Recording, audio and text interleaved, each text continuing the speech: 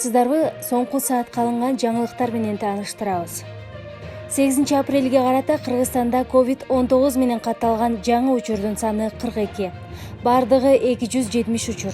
Жаңы катталган 42 учурдун ичинен 13 медицина кызматкерлери. Бул тууралуу Саламаттыкты сактоо министри Сабиржан Абдикаримов билдирди. Жаңы катталган 42 учурдун аймактарга карата бөлүнүшү: Бишкек шаарында 10, Жалал Абад облусунда 1, Ош облусунда 24, Нарын облусунда 5, Чүй облусунда 2. Кыргызстанда коронавирус жуктурган 9 адамдын абалы оор, 5-өө реанимацияда. Бул тууралуу Саламаттыкты сактоо министри Сабиржан Абдикаримов билдирди. Маалыматка ылайык, бүгүнкү күндө 241 киши ооруканада жатат. 9 адамдын абалы оор, алардын 5-өө жандандыруу бөлүмүндө. Атайын дем алдыруучу аппаратка кошулган кислород менен дем алып жатышат. Өлкөдө эпидемиологиялык абал курч бойдон калууда, деди Абдикаримов. 8 апрелге карата Кыргызстанда бул илдетти жуктургандардын саны 270, алардын 25-и айыгып, 4-өө каза болду. Коронавируска чалдыккандар менен байланышта болгон жарандарды аныктоо боюнча иштер уланууда. Инфекция чыккан жерлерди дезинфекциялоо боюнча күчөтүлгөн иштер жүргүзүлүп жатат. Бул тууралуу биринчи вице-премьер-министр Кубатбек Бороновдун төрагалыгы алдында өткөн республикалык ыкчам штабтын жыйынында айтылды. Штабтын жыйынында коронавирус менен ооругандарды дарылоо жайларында иштеген медицина кызматкерлерин жетиштүү камсыздоо боюнча маселе көтөрүлдү. Бүгүнкү күнү 30дан ашуун медициналык кызматкерге коронавирус жуккан. Бул кайталанууга болбой турган кейиштүү учурлар. Ишке тартылган бардык медицина кызматкерлери коргоо кийимдери жана өздүк коргонуу каражаттары менен максималдуу түрдө корголушу керек. Ушул маселе боюнча кемчиликтерди кетирген жооптуу адамдар жазаланат, деди Боронов. Ал белгилегендей, жерлерде өндүрүштүк ишканалардын ишмердүүлүгү үчүн кандайдыр бир тоскоолдуктар болбого тийиш. Ички иштер министрлигине калктын жана унаалардын кыймылын тартипке келтирүү, үйдөн тышкары чыгууларды болушунча азайтуу тапшырылды. Медицина мекемелерин жасалма дем алдыруучу жабдуулар менен кошумча камсыздоо боюнча маселелер иштелип чыгууда. Жалал Абад шаарындагы жугуштуу ооруларды дарылоочу оорукананын бардык кызматкерлери коронавирусту жуктурганы аныкталды. Буга байланыштуу аталган ооруканага бүгүн убактылуу жабылды. Бул тууралуу бүгүн 8 апрелде Саламаттыкты сактоо министри Сабиржан Абдикаримов билдирди. Анын айтымында аталган ооруканага дезинфекция кылынат.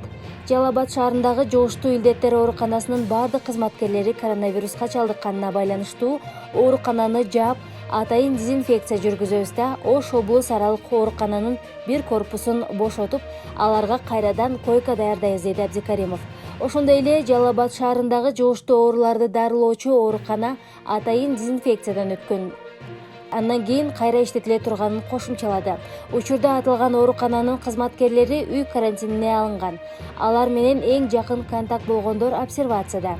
8 апрелге карата Кыргызстанда бул илдетти жуккандардын саны 270. Алардын 25-и айыгып, 4-өө каза болду. Бишкек шаарында обсервацияда жайгаштырылган жарандарга өзгөчө кырдаалдар министрлиги тарабынан күн сайын 3 маал ысык тамак аш берилүүдө. Бул тууралуу аталган министрликтин маалымат кызматы билдирди. 3 маал ысык тамак аш өлкө аймактарындагы уюштурулган чет өлкөдөн келген жарандарды кабыл алуу жана жайгаштыруу жайларында да берилүүдө. Өзгөчө кырдаалдар министри Замирбек Аскаров ÖKMдин тиешелүү жетекчилерине керектүү жабдыктар, коргоочу костюмдар, күйүүчү майлоочу майлар, азык-түлүк боюнча маселе болбошу керек экендигин эскерткен болчу. Бүгүн 8 апрелде президент Сооронбай Жээнбеков Ислам өнүктүрүү банкынын президенти Бандар Хаджар менен телефон аркылуу сүйлөштү. Бул тууралуу президенттик аппараты маалымат кызматы билдирди. Ислам өнүктүрүү банкы менен Кыргызстандын ортосундагы эки тараптуу экономикалык кызматташуунун бүгүнкү абалы жана келечеги, ошондой эле коронавирус инфекциясынын жайылышына каршы күрөшүү боюнча чаралар талкууланды.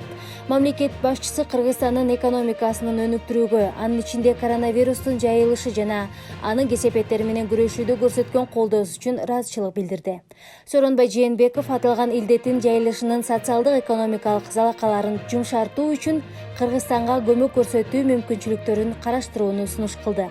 Ислам өнүктүрүү банкынын президенти Бандар Хаджар коронавирус инфекциясы дүйнө өлкөлөрүнүн эли менен экономикасына олуттуу чакырык болуп жаткандыгын белгиледи. Ислам өнүктүрүү банкынын президенти Кыргызстанга тиешелүү колдоо көрсөтүү маселесин карай тургандыгын ишендирди. COVID-19 менен күрөшүүдө казакстандык дарыгерлерди колдоо үчүн 9 апрелде Кытай Казакстанга дарыгерлер тобун жөнөтөт. Бул тууралуу Коронавирус 2020 KZ расмий сайты жазды. Делегациясынын миссиясы коронавирустук инфекцияны алдын алуу жана коронавирусту жуктурган бейтаптарды дарылоодо казакстандык дарыгерлерге консультативдик жана методикалык жардам көрсөтүү. Анын ичинде COVID-19 алдын алуу жана контролдоо механизмдери, тууган-туушкандарды аныктоо жана изоляциялоо механизмдери менен таанышуу болуп саналат. Ошондой эле учурдагы клиникалык дарылоо протоколдору боюнча сунуштарды беришет. Бул демилгени 24 мартта мамлекет башчысы Касым-Жомарт Токаев Кытайдын төрагасы Си Цзиньпин менен болгон телефон аркылуу сүйлөшүүсүндө сунуш кылган. 7 апрелде Казакстандын саламаттыкты сактоо министринин орун басары Актаеванын төрагалыгы астында Кытайдын саламаттыкты сактоо комитетинин өкүлдөрү жана кытайлык дарыгерлер менен онлайн жолугушуу болуп өттү. Бул онлайн жолугушуунун жүрүшүндө тараптар 13 адистен турган Кытай делегациясынын программасын ар тараптуу талкуулашты. Кытайдан дарыгерлер делегациясы Нур-Султанга 9 апрелде атайын борт менен келет. Ошондой эле делегация менен Кытайдын гуманитардык жардамынын экинчи бөлүгү да келери күтүлүүдө. Болгариянын депутаттары жана министрлер кабинети коронавирус пандемиясына байланыштуу айлык маянадан баш тартты. Бул тууралуу Интерфакс маалымат агенттиги жазды. Айлык маянадан баш тартуу демилгесин бийликтеги башкаруучу партия сунуштаган. Алардын бул демилгесин парламент депутаттары бир добуштан колдогон. Ошондой эле депутаттардан соң министрлер да маянадан баш тарткан. Маалыматта чиновниктердин маяналары коронавирус инфекциясы менен күрөшүүгө жумшалары айтылат. Белгилей кетсек, Болгарияда коронавирус жуктургандардын саны 500дөн ашык. Алардын 20 чактысы каза болду. АКШда 12 миңден ашуун адам жаңы типтеги коронавирус инфекциясынын курмандыгы болду. Бул тууралуу Джон Хопкинс университети билдирди. Университеттин маалыматына караганда, өлкө аймагында 12.021 адам вирустун кесепетинен өмүрлөрү менен кош айтышкан. Өлүмдүн саны боюнча Нью-Йорк штатында эле 5489 өлүм катталган. Университеттин маалыматына караганда, эпидемияга өлкө аймагында 380 миң адам кабылган. АКШ учурда бул көрсөткүч боюнча алдыда турат. 7 апрелде жалган маалымат тараткан жарандар 1989 туулган Т.Ч, 1986 туулган А.Т жана 98 туулган Ж.Т аныкталды. Бул тууралуу УКМКдан билдиришти. Алар соц тармактары аркылуу коронавирус жана учурдагы карантин режими боюнча чагымчыл маалыматтарды тараткан. Жогорудагы адамдар менен профилактикалык иш-чаралар өткөзүлгөн. Алар кылган ишинин туура эместигин мойнуна алып, жалган маалымат бергендиги үчүн кечирим сурашкан. Учурда алардын кылган ишине юридикалык баа берүүгө багытталган иш-аракеттер жүрүп жатат. Улуттук коопсуздук мамлекеттик комитети ички иштер органдары менен биргеликте коронавирустун таралышы боюнча жалган маалыматтарды, ушактарды тараткан тараптарды аныктап табуу, ошондой эле коомдук, саясий жана эпидемиологиялык абалды туруктуу сактоо боюнча тиешелүү иш-аракеттерди жүргүзүүнү улантууда. Жалган маалымат тараткандар мыйзам чегинде жоопко тартылат. Вице-премьер-министр Аида Исмаилова буунун Кыргызстандагы туруктуу координатору Озания Ажела жана Дүйнөлүк саламаттык сактоо уюмунун Кыргызстандагы өкүлү Назира Артыкова менен эл аралык уюмдардын демилгеси боюнча жолугушту. Бул тууралуу өкмөттүк аппараттын маалымат кызматы билдирди.